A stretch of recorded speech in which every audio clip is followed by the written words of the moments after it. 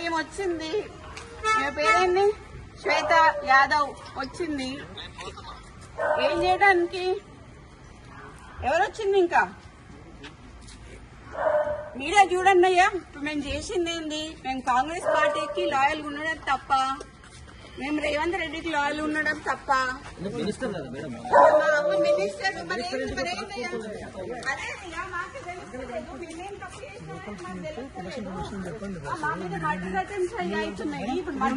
కదా ఇది. ఇప్పుడు ఆమె ఎందుకు వచ్చింది?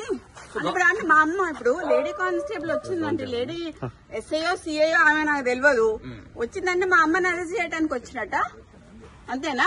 గవర్నమెంట్ లో ఉన్నటువంటి ఒక మినిస్టర్ కదా మీ అమ్మ.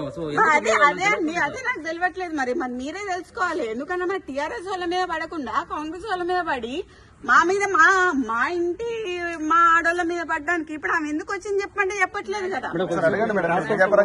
ఆ టాస్క్ ఫోర్స్ వాళ్ళు ఇంతకు ముందు వచ్చి మా ఓఎస్డీని నిన్న టర్మినేట్ చేశారండి. టర్మినేట్ చేశారు. చేసినందుకు దానికి అడ్మినిస్ట్రేషన్ గ్రౌండ్స్ లో అన్నారు. మాకు వాటికి ఏ ఎక్స్ప్లెనేషన్ ఇవ్వలేదు.